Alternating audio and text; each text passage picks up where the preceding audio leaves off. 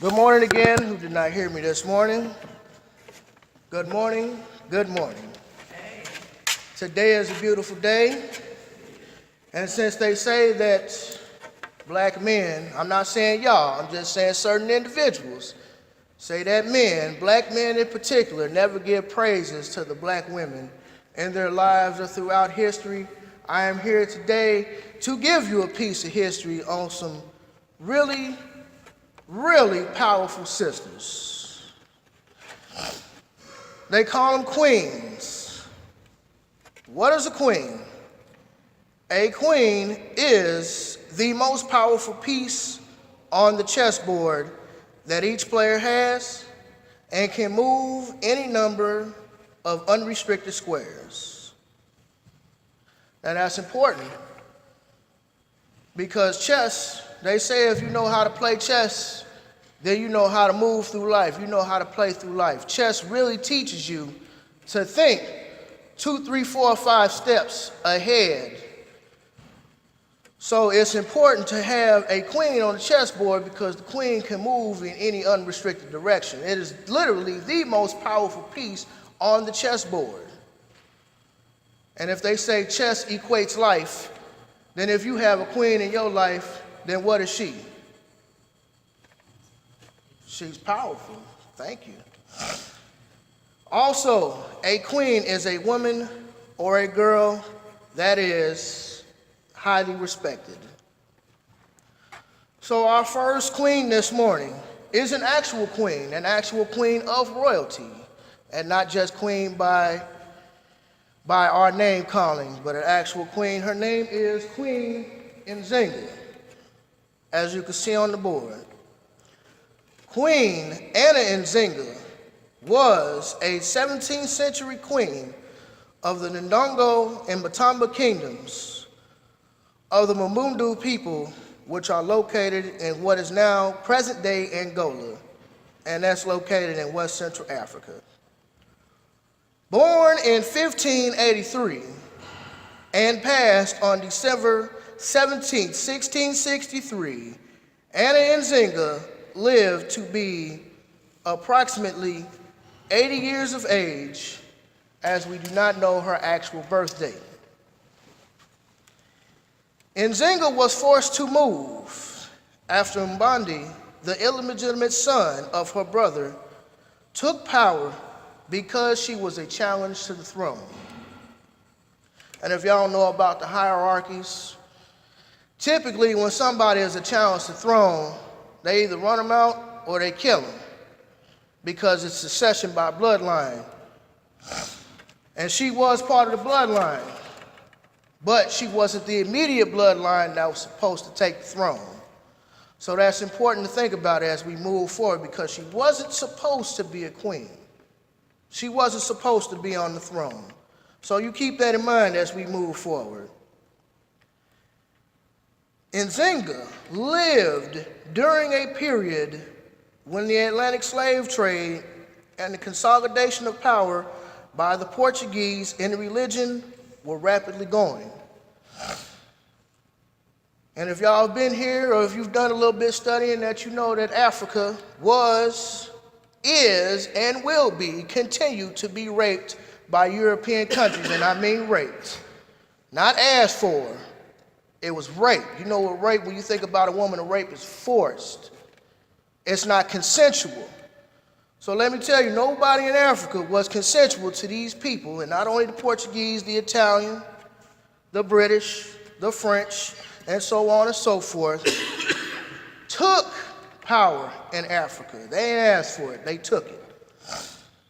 So the thing about it is, when they take it, much like they did with us, they're gonna take you, they're gonna strip your brain of all your previous information, and they're gonna put in your brain what they wanna put in there, which is the old religion monster.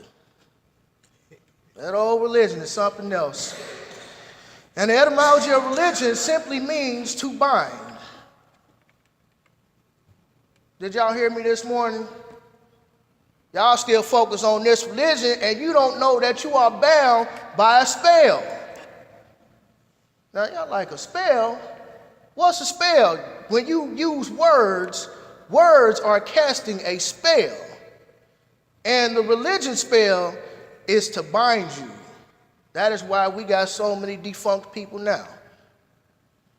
But that's a subject for another day. That's a topic for another lesson, because I could easily spend an hour talking about the words and the uses of words. She was greatly favored by her father, so much so that she was allowed to witness him ruling the kingdom, and also carried her to war. That's powerful.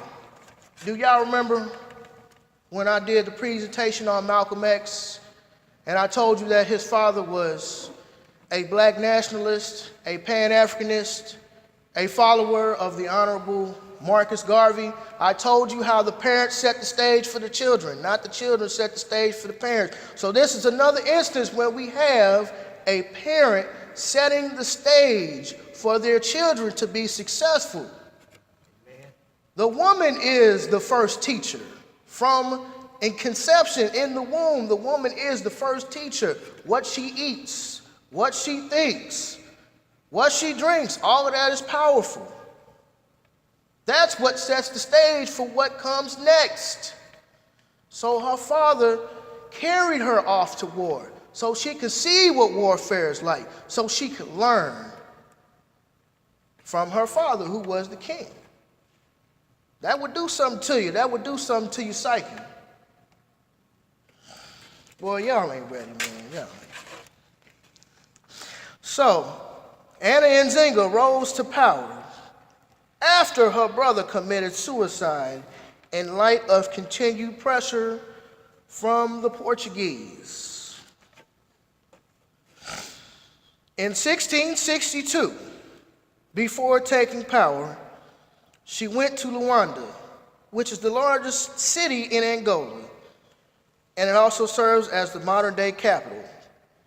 She went to Luanda to talk peace treaty negotiations with Portuguese governor João Correia de Sousa.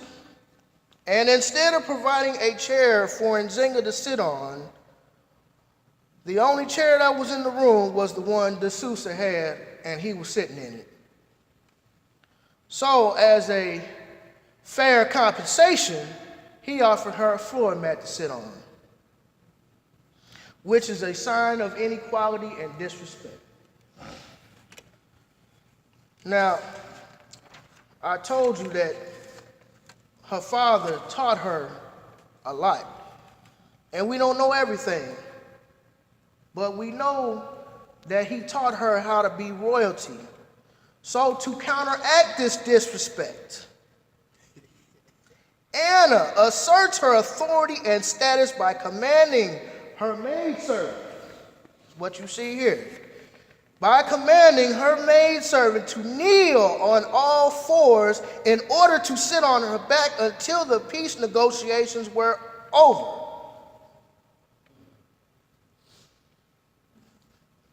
Now, I can't believe that. I ain't gonna sit on no all fours, let somebody sit on my back. But the maidservant was smart enough to know that this is bigger than I. There is no I in team. Somebody got to be at the top and somebody got to be at the bottom, but everybody plays an equally important role.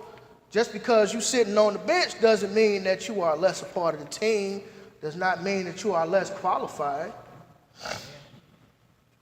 So I'm pretty sure her maidservant didn't complain.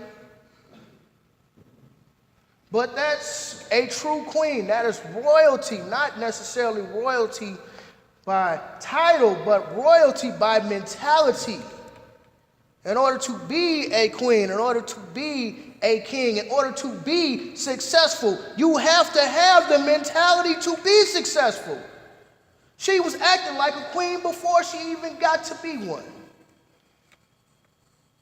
Commanding her servant to sit on all fours so she could sit on equal standing and equal footing, and looked that Portuguese white man in the eye and said, no, you ain't gonna do this here today. That's powerful. But as we know, in typical European fashion, The Portuguese never honored their agreement. They never do. Still to this day, prime example, I had a job. Man offered me a job until he found out that I was black.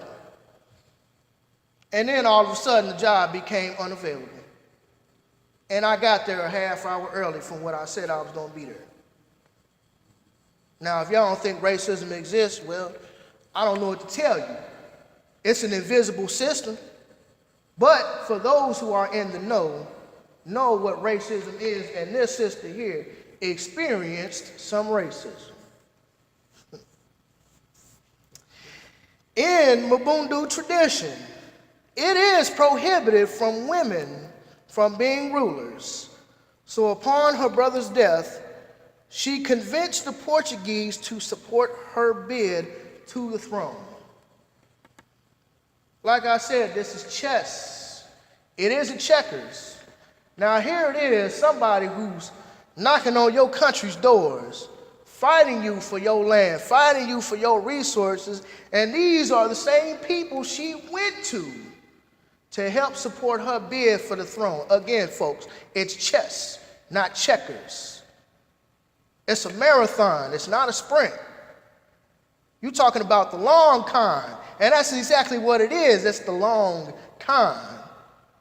And I'm pretty sure they thought that, well, if we can get one of our Negro leaders, so to speak, in power, then they just gonna give us the keys to the kingdom. They call those coons, Sambos, Ben Carson. We ain't gonna talk about him, but you know what he did. He one of them folk that they put in power so they could just hand him the keys to the kingdom and do their bidding. That's what they thought. I guarantee you that's what they thought. Oh, we got a good one here. But she outsmarted the Portuguese, outwitted them at every turn. So, in 1662, Nzinga was baptized. Again, chess, not checkers. She was baptized and took on the Christian being white Europeans. So when you hear Christian, Western civilization, that's white Europeans, okay? Took on the Christian name Anna in a political move to help her succession to the Ndongo kingdom throne. And after she did that, she gave them Portuguese that worked for the better part of 60, 70 years. She was actually fighting the Portuguese on up to her 80s when she died. Now, if that ain't a thorough sister, I don't know what is or who is. Can you imagine? You get tired fighting with your husband at 35, and here she go fighting till she 80-something.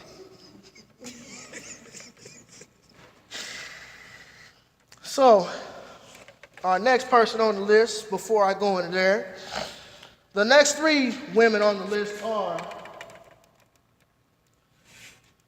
of African American descent.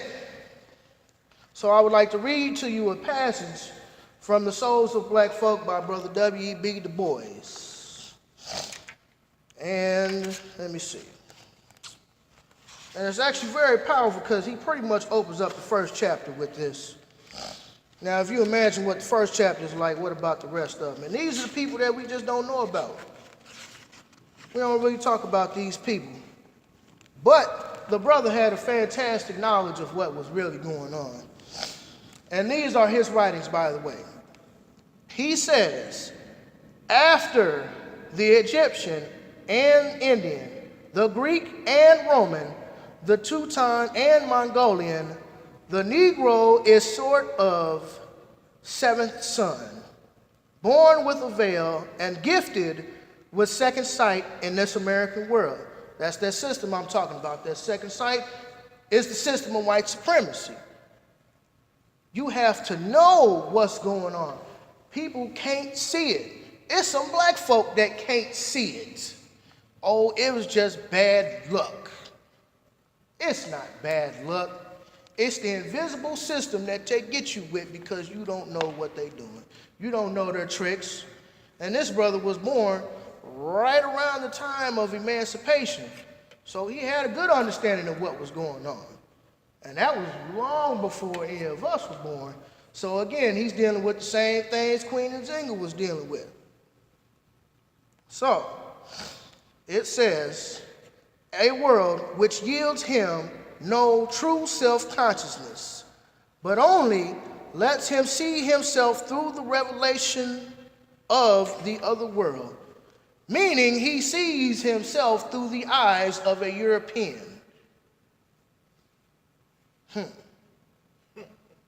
Do you see yourself through the eyes of a European? Are you afraid to wear your hair the way that God created it to be? To stand up? You know that our hair defies gravity. Are you afraid to talk about your history because some white person might get offended?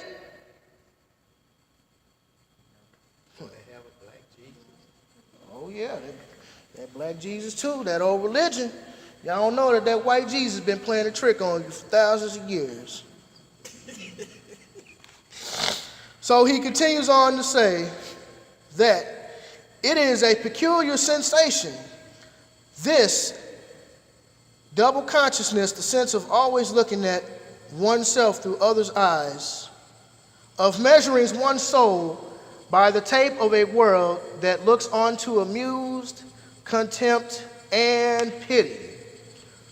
One ever feels his two-ness, an American Negro, an American, a Negro, two souls, two thoughts, two unreconciled strivings, two warring ideals in one dark body, whose dog strength alone keeps him from being torn asunder.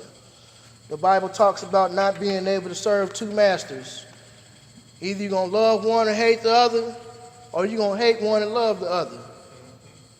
This is what this is dealing with. And y'all didn't even know that, did you? You didn't know that. You didn't know what he was talking about. You thought he was talking about serving actual two masters, didn't you? Talking about the duality of your consciousness. You have a white man on one side of your brain and you have a black man on the other side of the brain. They are constantly warring with each other. That's why so many people have so much turmoil. That's why you have the Ben Carsons of the world.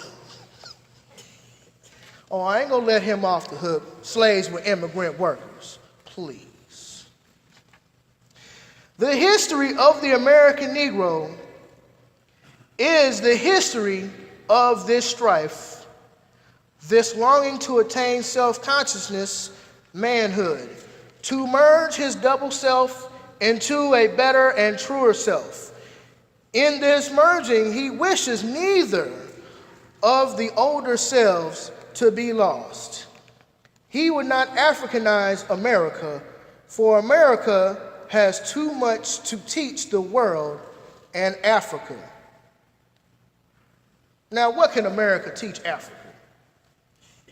Don't answer that, just think about it. For he knows he would not be able to bleach his Negro soul in a flood of white Americanism, for he knows that Negro blood has a message for the world. He simply wishes to make it possible for a man to be both a Negro and an American without being cursed and spit upon by his fellows, without having the doors of opportunity closed roughly in his face. Now, y'all didn't know what I just told you about my experience. That was an actual experience that happened a few months ago. Now, here it is, W.E.B. Du Bois is talking about this very same thing, about the doors of opportunity being shut because of who you are. And not only that, the doors of opportunity, it's also everything else. Your food, the TV that you watch, the clothes that you wear. It's ingrained in us from the moment that we hit this world that you are not to be a Negro, but a white man in a Negro's body. Moving on.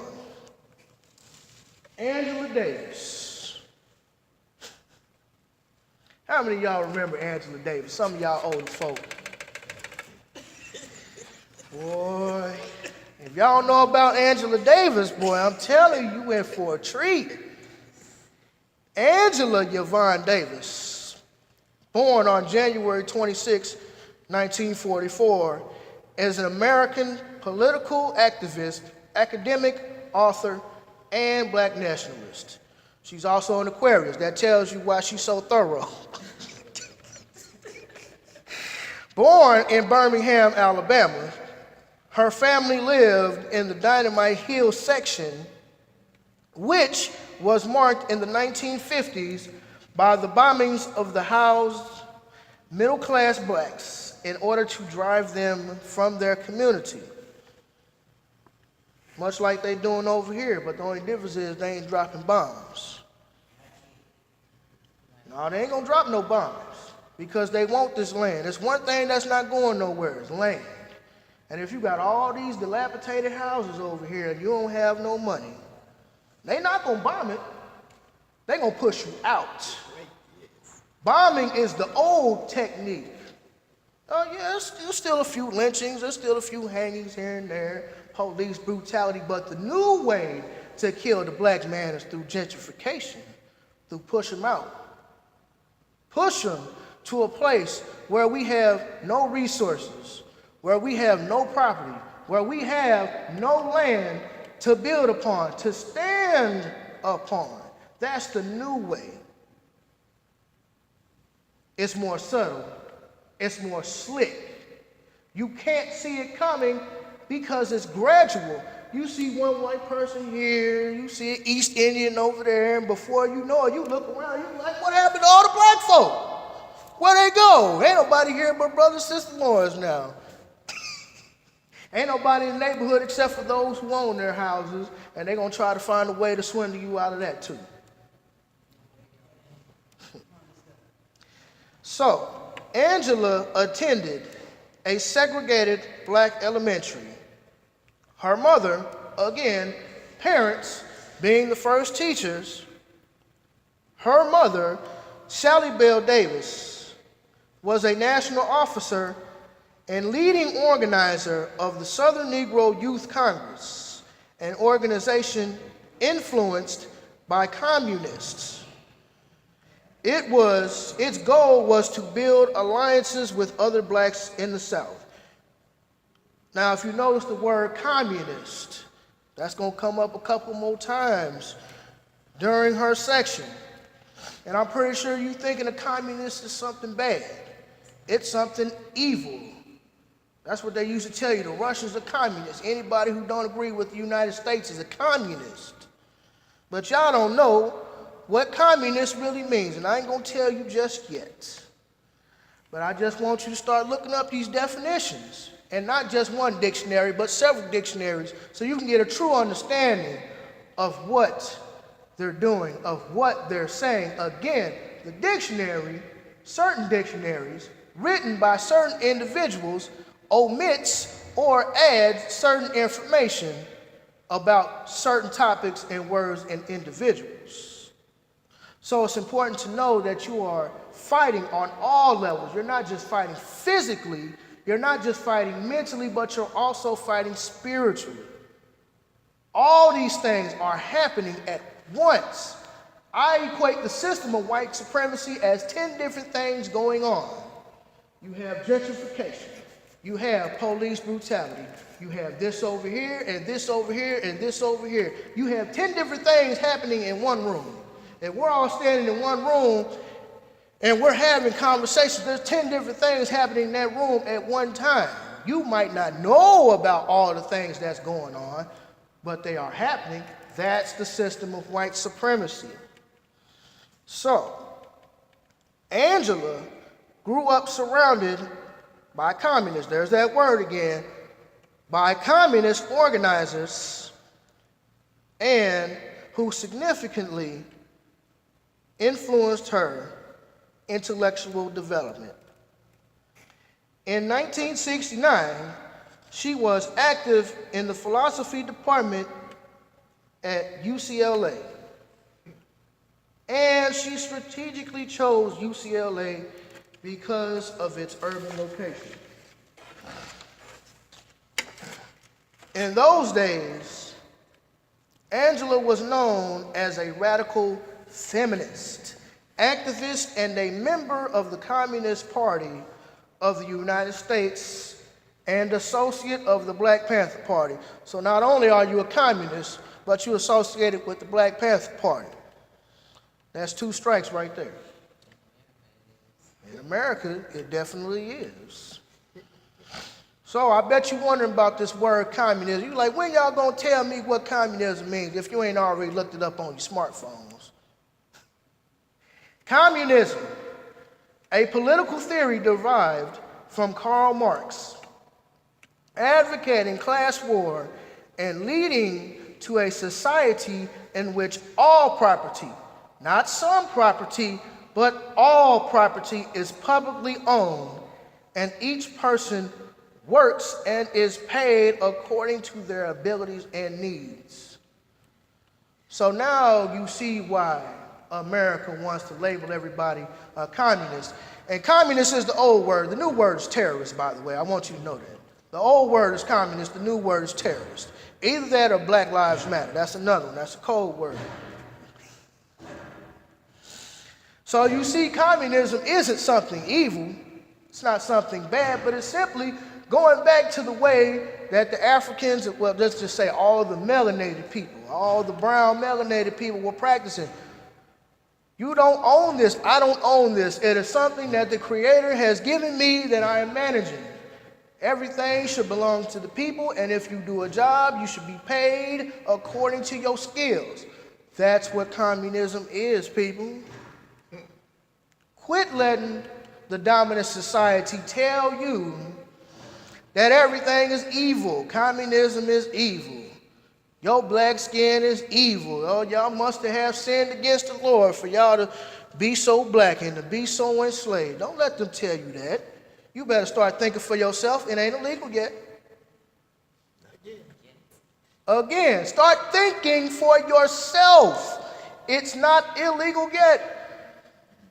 You better go down to Amazon, pick you up some books, go down to the library, do like them sisters who sent them white boys into space, went right in that library, grabbed the book. Yes, sir. Oh, you black folk not allowed in this area. And her child say, Mom, why you taking that book? Because I pay taxes and I can take this book. Did nobody teach them sisters how to do all them mathematics and all them things that, because look, we often do things that seem inconceivable to the dominant society. But we make it seem so easy. Michael Jordan, LeBron James, Serena Williams. We make it look so easy. And they keep figuring out, like, how do you black folk do that? We have all the education that we have stolen from you, and yet y'all are smarter than us. Y'all doing stuff that we can't even figure out, and we got all the education. But again, educate means what? To bring out of ignorance. I want y'all to remember these words. Educate, to bring out of ignorance. That's what the sister Jane talks about. Well, she's not a sister, Jane Elliott, but she might as well be an honorary sister. She does the blue-eyed, brown-eye experiment. If y'all go look her up on YouTube, and it's really not an experiment, it's facts. But she says that I'm not a teacher, I am an educator. So again, educate means what? To bring out of ignorance. So are you teaching? So teaching is indoctrination. Education is setting that person's mind free because you're no longer ignorant. When you educate yourself about the things that's in that Bible, then you're going to know exactly how to deal with somebody when they come telling you that slaves supposed to obey their masters. Ooh. Ooh.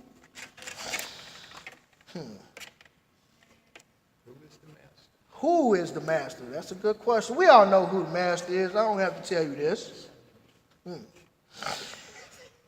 So, Angela was fired from her job for being a member of certain organizations. And by certain organizations, they really mean the Black Panther Party affiliate and being a member of the Communist Party of the United States. You know, white people gonna label you based off of the people that you associate with. And even if you don't associate yourself with those people, they gonna label you anyways, like Black Lives Matter. Everybody is not Black Lives Matter, but Black Lives Matter is the new code word for nigga. Used to be nigga, they can't call you nigga no more, so now they call you a thug or Black Lives Matter. Oh, so-and-so killed 15 white people today, he was a Black Lives Matter man. You're like, hold up. If you look on his Facebook page, you don't see nothing about no Black Lives Matter. So again, Black Lives Matter is code word for nigga. They can't call you a nigga on TV. It's called dog whistle politics. I suggest you look that up. I know I'm dropping all gems on you today, so you might want to get out a pencil and a piece of paper, because these things are very important to educate you on how this system works. If you don't know how the system works, how can you combat the system that you are living in? So, on August 14th, 1970, J. Edgar Hoover listed Angela on the FBI top 10 most wanted fugitive list right before fleeing California. Now, again, this is before she fled, not after she fled, before, but she's on the most dangerous list when J. Edgar Hoover should be on that list himself. Amen. When Nixon and all these folks should be on that list themselves. Yes, you want to put all the black folk on the list, all the Africans. If he was still alive, Brother Lawrence might be on that list right now. Y'all think I'm playing when y'all say, when I tell y'all that the white man has an agenda, and if you don't go along with his agenda, he gonna either come get you, kill you, or he gonna put you on a list saying that you're dangerous. But you just don't know that an educated black person is dangerous. The people on this earth who are the most important people, who are the most educated black folk, are dangerous. Because when you're educated, you know how to combat this system, and when you start combating this system, they start getting scared. Because if they lose the system of white supremacy, it's all over. That's it. That's why they fighting so hard now. Let's keep it homeward. Mizzou. When those Mizzou players stood up in response to the racism and oppression that was going on in campus, and they said that they would not play, that's dangerous. Yes. Yeah, okay. You know, you won the battle, you got the dean or the president or whoever it was, got him out of there, but they didn't do nothing to replace him with another racist white man. But you'll notice, after the fact, they wrote another law saying that any student athlete who stands up and protests will lose all scholarships and everything else. Again, look that up. I ain't lying to you. I live, eat, sleep, breathe, bathe in black empowerment. I live for this work. And that's exactly what it is, because it's work. You got to work your brain. You got to work your body. How can you affect change in this community if you don't work? How can you affect change, Brother Lawrence, if you still driving from your $300,000 house in Barrington Downs? I ain't lying. We used to see it every Sunday, didn't we, Brother Lawrence? I call it a funeral procession. And that's exactly what it is. From 367, Halls Ferry and New Halls Ferry going down West Florida, there's a gang of funerals for the Negroes going to save the city. We're going to have us some good old time church, and we're going to pray, and we're going to sing, and then after that, we're going to run back out to the county where we think it's safe. Oh, I forgot hometown. You can't forget hometown. We're going to have church, then we're going to hometown, then we're going back home.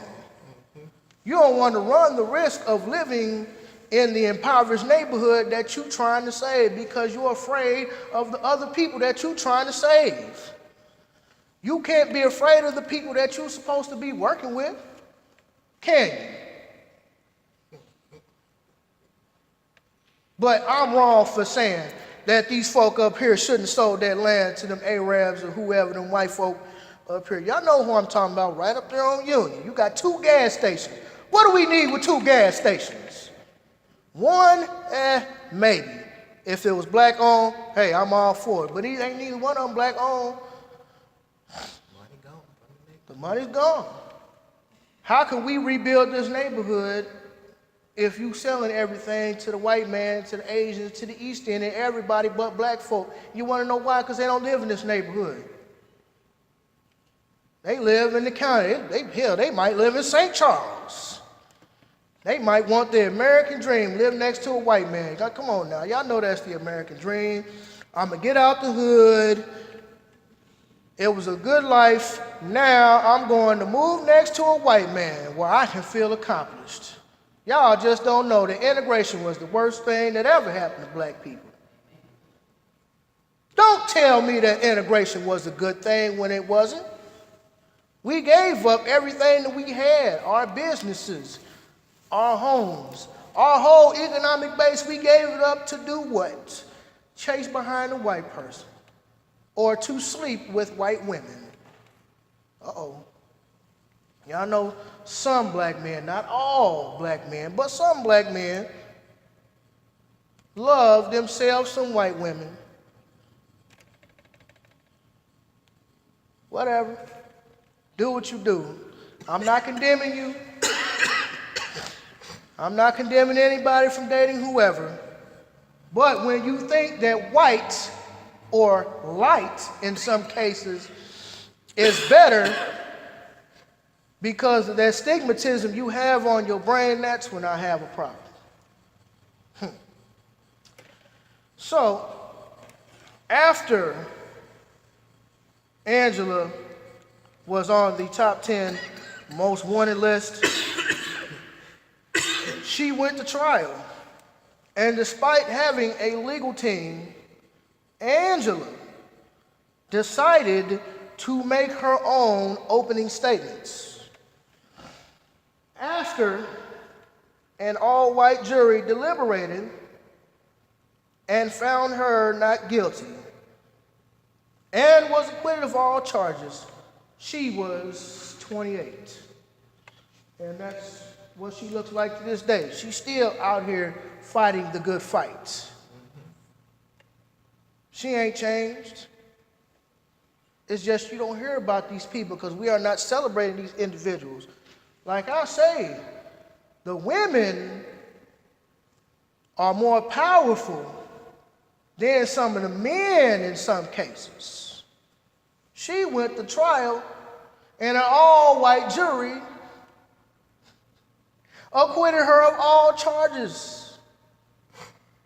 Now, how often will you get acquitted of all charges with an all-white jury? Think about it. It ain't illegal yet. So our next sister, beautiful, dark-skinned sister, Nina Simone, born Eunice Wayman, February 21st, 1933, Nina Simone went on to become one of the greatest musicians history has ever known. Not greatest black musicians, but greatest musicians, period. Greatest musicians. If y'all never listen to her, boy,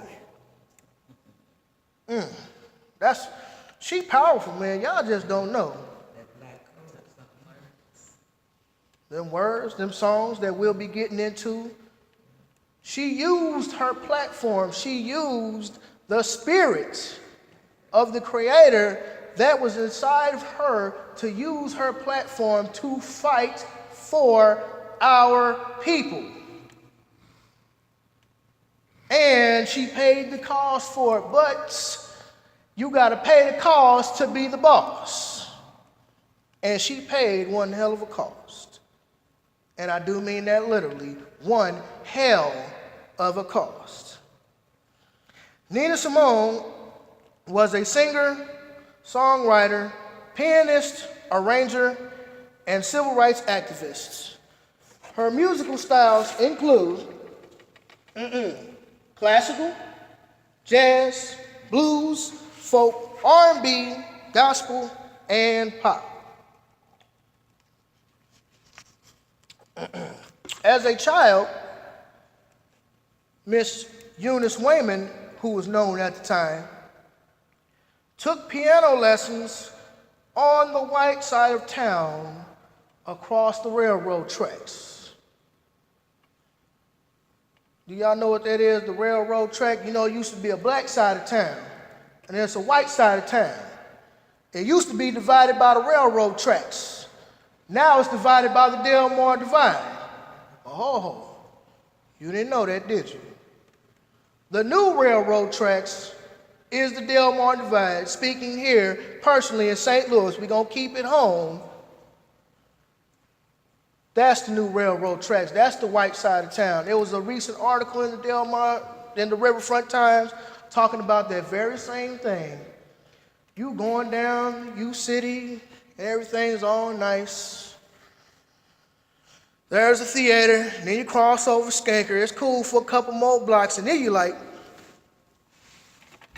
how did I go from here, where you got multi-$100,000 homes, maybe even $1 million homes, how I go from here to Afghanistan in a matter of 5 minutes? This stuff I'm telling you is real. Ain't nothing new. Everything is a rehashing of something that's old. So we're only providing you the same information that our ancestors provided us. But the thing about it is we keep rehashing all this information so the next generation can know. You don't know that the system of white supremacy is doing the same things that they've been doing. Jim Crow, you had slavery, then you had Jim Crow, then you had mass incarceration. It's the same. Don't let nobody tell you that you free. You ain't free. Go to West County at night, driving around. You think you ain't gonna get stopped? Be in a neighborhood where they, keyword being they, say you don't belong, watch you get stopped by the cops. Don't let it be 3 or 4 black people in a car riding through North St. Louis County. Whoop, whoop, whoop, whoop.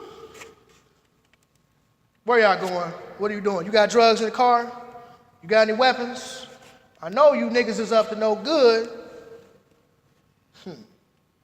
They call it DWB, driving while black. This is real, people. Eunice Wayman, Nina Simone, applied to the Curtis Institute of Music in Philadelphia, Pennsylvania, but she was rejected because she was black. Not because she wasn't good enough, but because she was black. Eunice changed her name to Nina Simone in order to earn a living at a nightclub and to distinguish herself from her family name because she was singing the devil's music.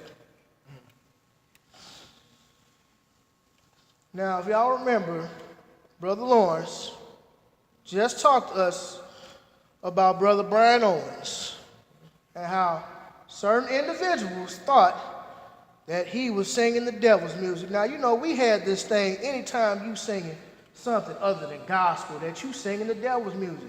Families were split over that decision. But I would rather hear Marvin Gaye, "What's Going On," than how good Jesus is. I know how good Jesus is if you believe in such a thing. I know how good Jesus is, but Jesus ain't gonna save me in this community of Mark Twain. Jesus ain't putting me up on game like that. But Marvin Gaye did. But he was singing the devil's music. Sam Cooke, a change is gonna come.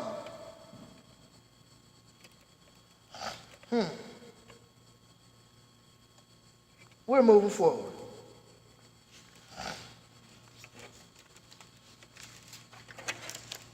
Nina Simone recorded more than 40 albums, mostly between 1950 and 1974. So you figure 24 years she recorded more than 40 albums.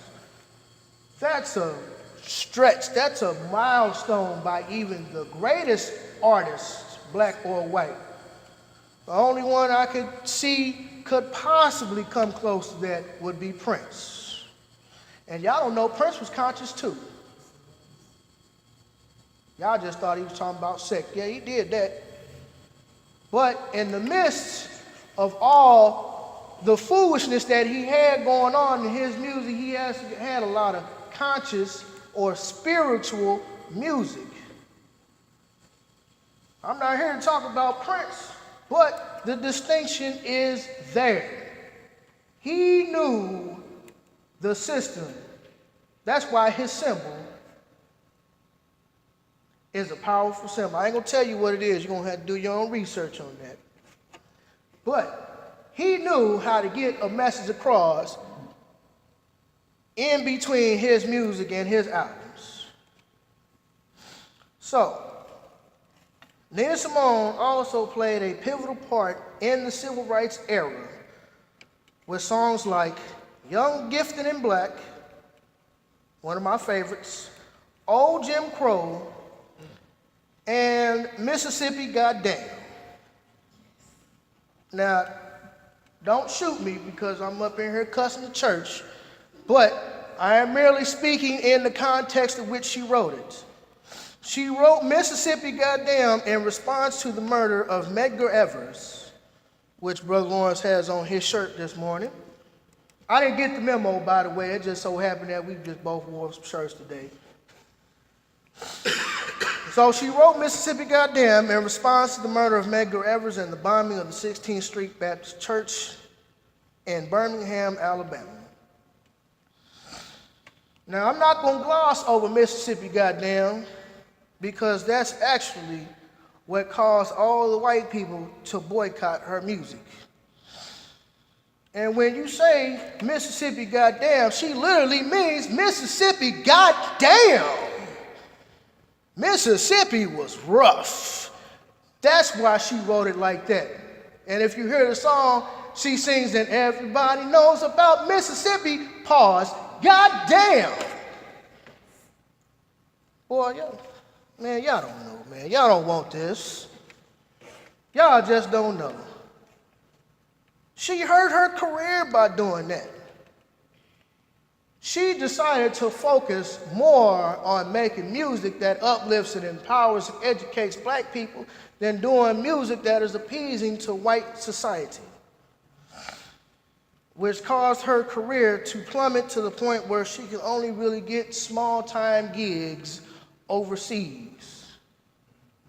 So racist, in fact, she couldn't barely do any shows in America because she was calling out the injustices that were going on in this country. And when you start talking about the injustices, certain people, certain individuals tend to get a little PO'd, pissed off. So, Miss Simone sold more than 1 million records, making her global catalog a bestseller.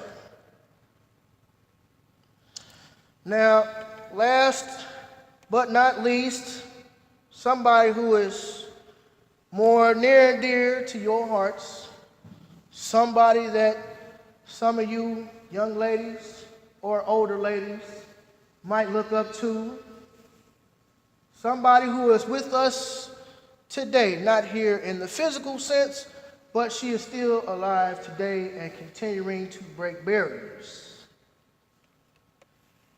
Michelle Obama. Y'all just don't know how thorough this sister was. Qualified, smart, beautiful. Michelle LaVaughn Robinson Obama, born January 27, 1964, is the wife and former First Lady to the 44th President of the United States, Barack Obama. Michelle is an American lawyer and writer.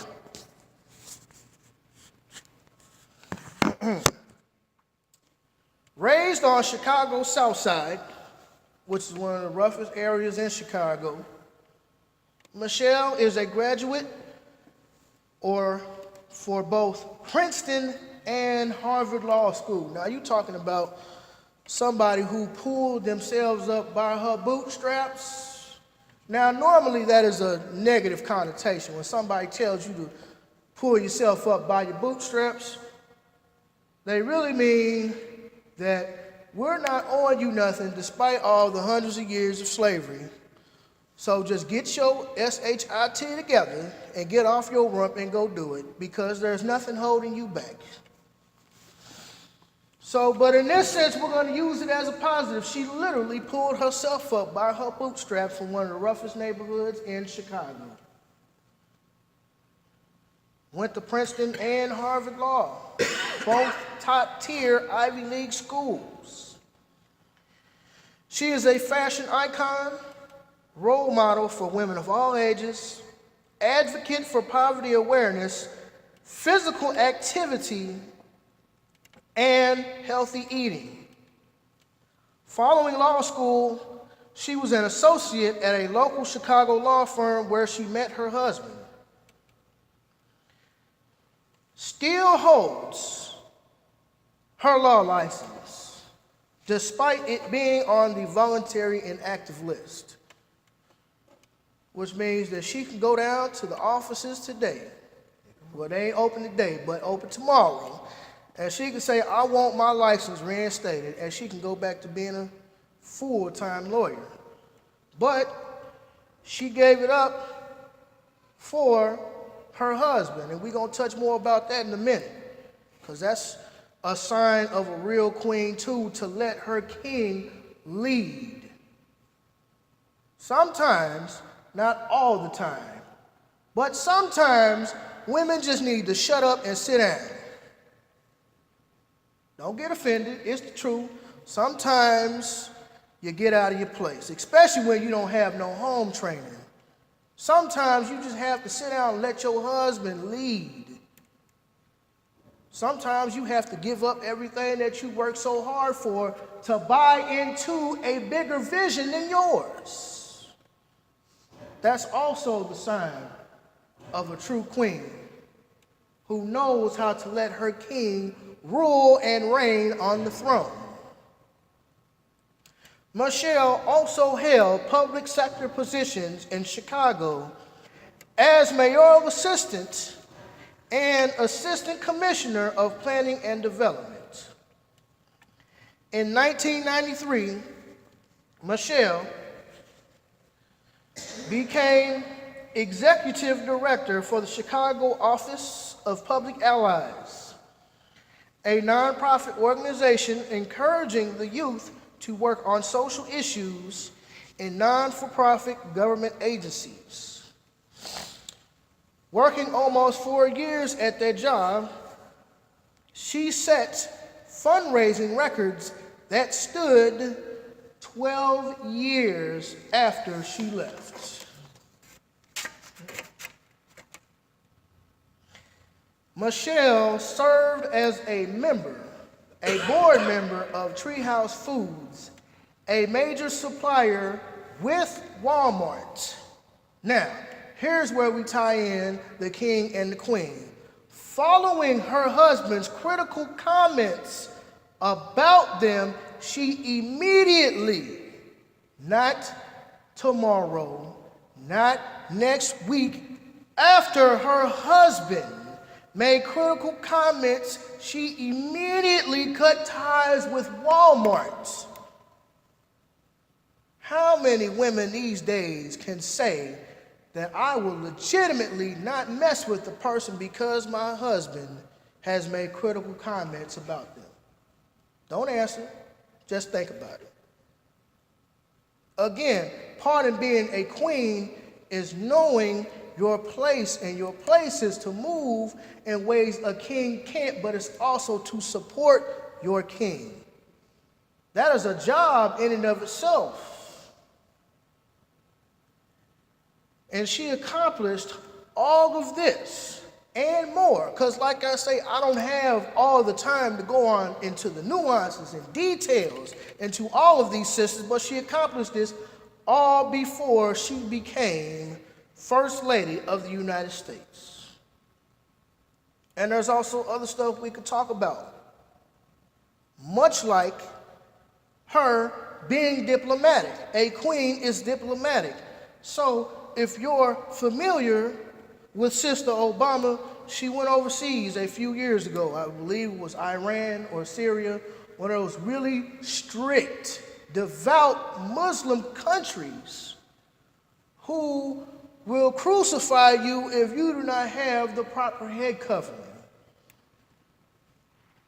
So, before she got off the plane, she had wrapped her head in a hijab, in the traditional Muslim headscarf, to show respect to the Muslim leaders in the country that she was visiting with her husband.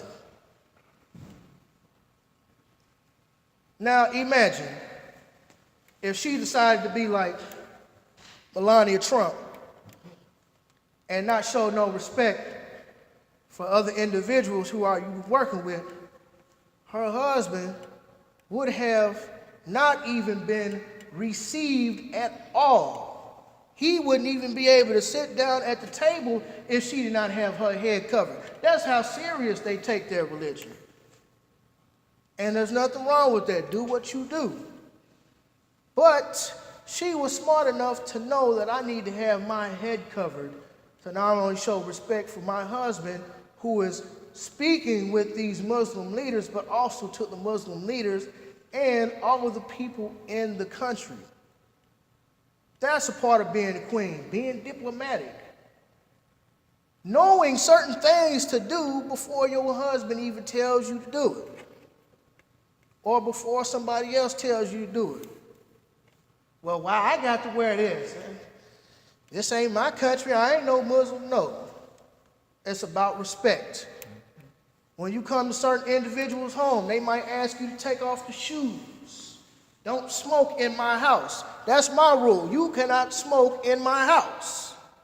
If you do not respect the rules of my house, you can get out. Because I pay the bills. I run this. And people have to respect that. If you don't respect it, you can go. So she knew respect. And like I say, she had been in the public sector. She has worked for organizations, so she knows how it goes. A king cannot truly be a king without an equally, if not better, more thorough queen by his side. So thank you for listening to all of this morning. I'm sure I have talked your ear off. But I think that all of these things are very important to understand what it really means to be a queen, to be a woman. And since they say that black men especially never give respect and never give honor and praises due to the women in their life, to the women around them, to the women who look like them, I decided to take this time to speak on the sisters. Because if you hate a sister who looks like you, then you hate your mom. You hate your grandmother and every woman who birthed you coming to this point. Thank you very much. I'm finished.